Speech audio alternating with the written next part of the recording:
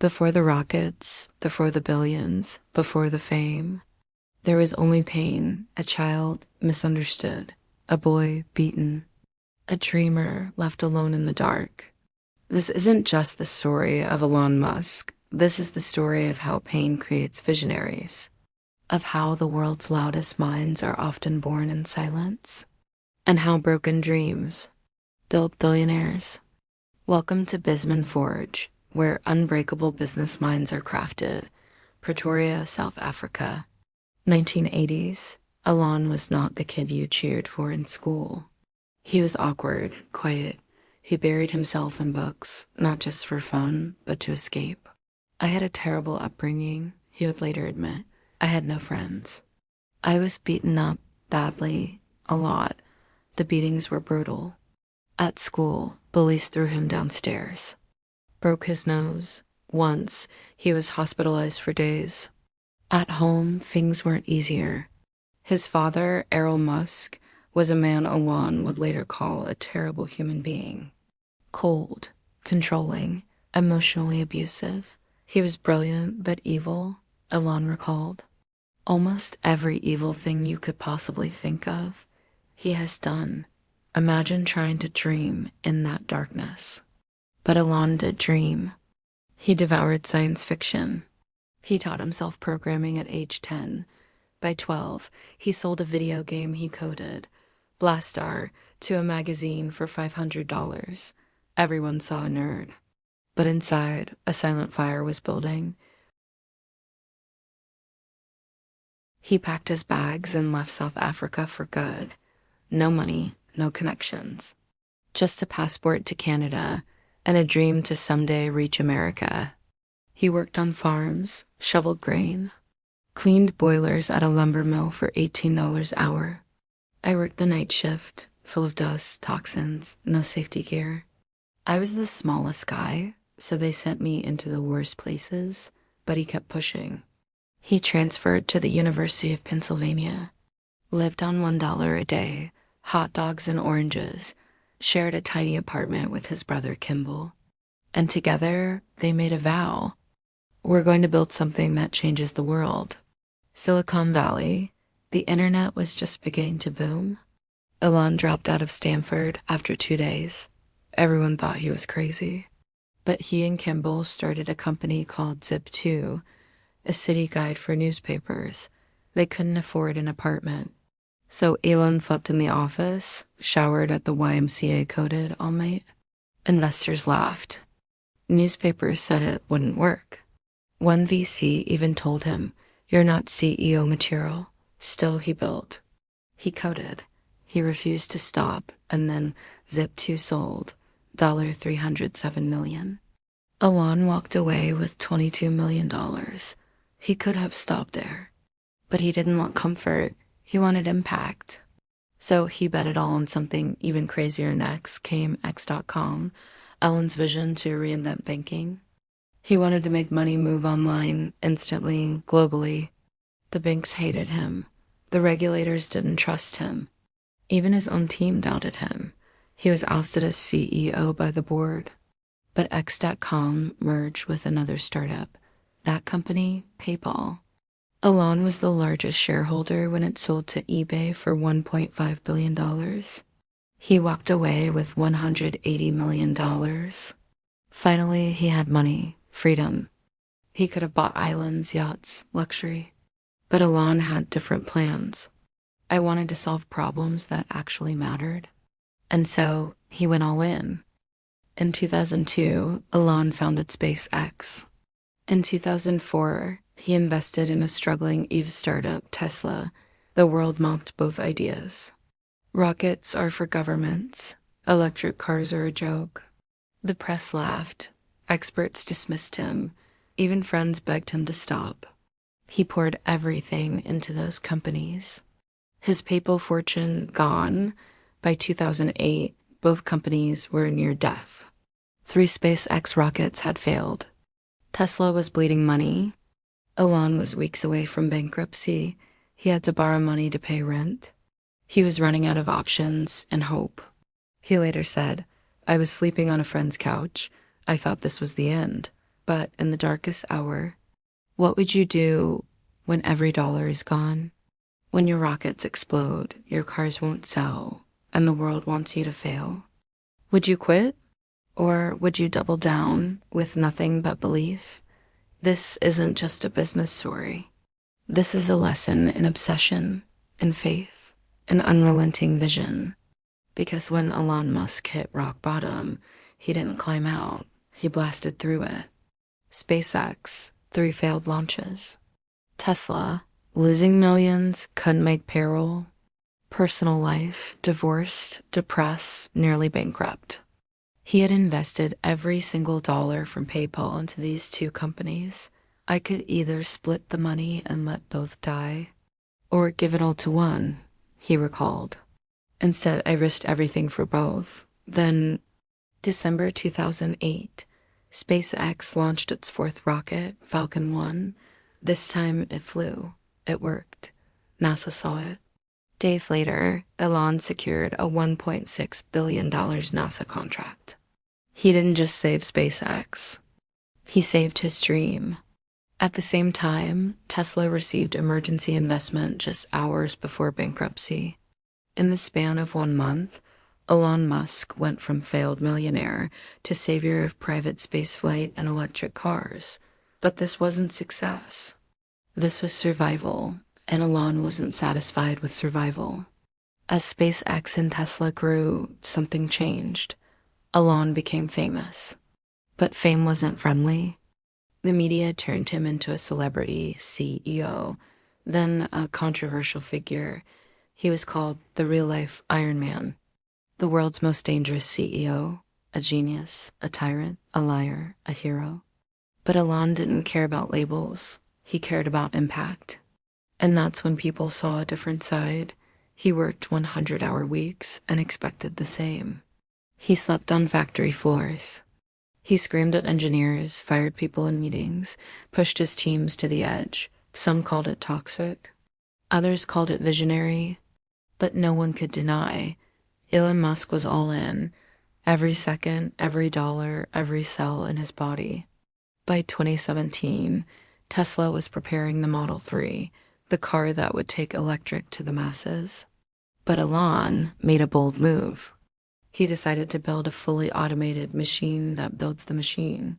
The result, chaos. Robots failed. Deadlines missed. Cars weren't shipping. Investors panicked. Elon was losing sleep, losing weight, losing his mind. He later admitted, "This was the worst year of my life." Tesla was inches away from collapse. Again. And then he pushed harder. He moved into the factory. He worked 22-hour days. He fixed robots himself. He took over engineering, software, and logistics. And somehow, he did it. By 2018, Tesla survived the storm. The Model 3 took off. Stock exploded. The world realized Tesla wasn't a joke anymore. It was a revolution. Most people would stop after that. Elon didn't, because Elon never wanted to be rich. He wanted to save Earth with electric cars and solar, colonize Mars with rockets, rewire humanity with the eye-and-brain interfaces, revolutionize transportation with hyperloops and tunnels. And he wasn't doing it for fame.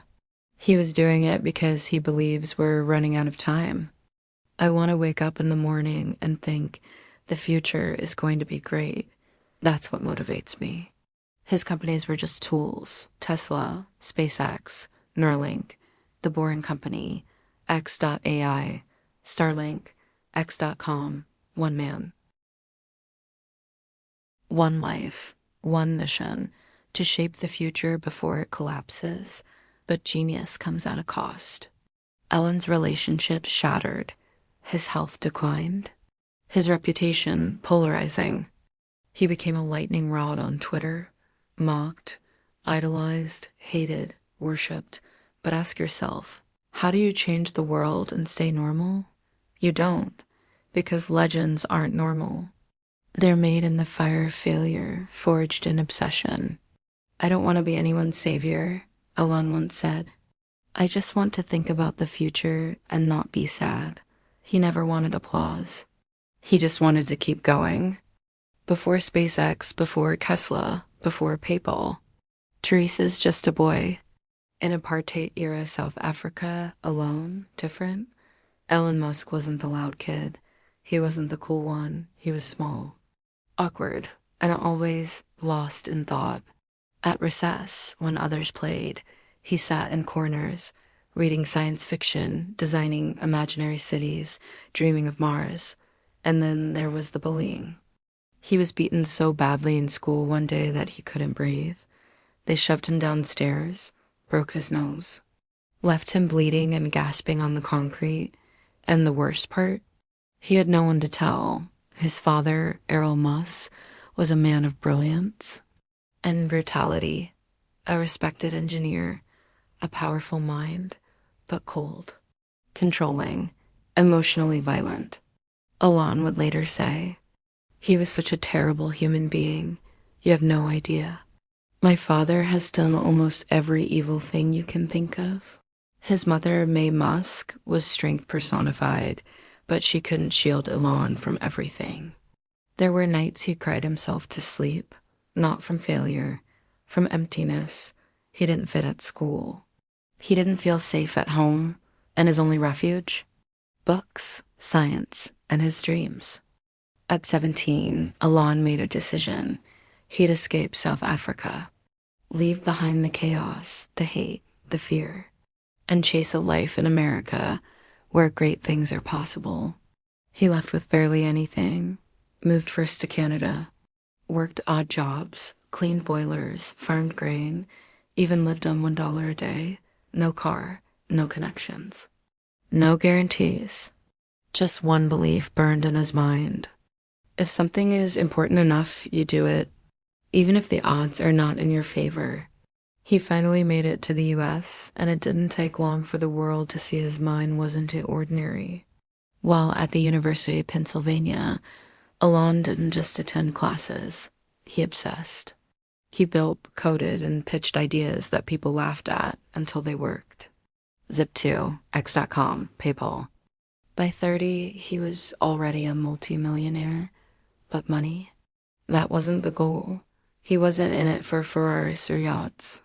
He wanted rockets. He wanted Mars. He wanted to change the entire human future. He once told a friend, "I would rather build something meaningful and go broke than live a cushy life selling meaningless things." After selling PayPal, Elon didn't retire. He didn't buy islands or sip champagne. Instead, he went all in onto industries that had chewed up and spit out geniuses for decades. Space, electric cars. And what did the world do? They laughed.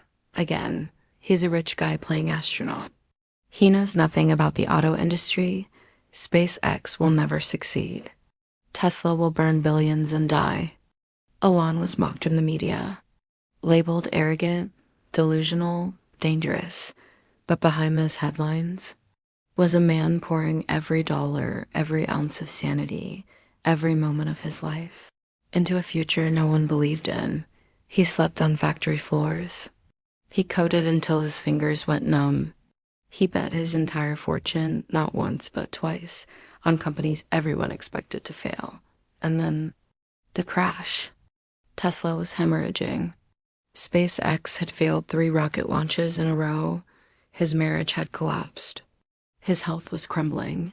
He had just one launch left, one final rocket, one shot to save everything, and he had to choose: save Tesla, save SpaceX, or let both die. He looked around and decided, I'll risk it all. Both live or both die trying. This wasn't a businessman. This was a man who had nothing left to lose except his vision. September 28th, 2008, SpaceX's 4th launch, the countdown, the rumble, the ignition, the ascent. It worked. The Falcon 1 reached orbit. For the first time in history, a private company had done what only governments had achieved. And just days later, Tesla received emergency funding. The dream was saved. Elon had done it, but at a cost only his soul could calculate. You think pain will break you, but sometimes pain becomes the forge where legends are made. They laughed at Elon Musk's dreams, dot, dot, dot. History? History will remember them as vision. He didn't come from privilege. He didn't have a map, but he had the fire, and he walked through it. And so can you. This was part one of Elon Musk's extraordinary journey. Part two is coming next. Video The Legacy in the Fire, how Elon Musk changed the future while everyone watched him burn. Subscribe to BizMind Forge, because you're not here to be average. You're here to build the impossible. Your future deserves this mindset.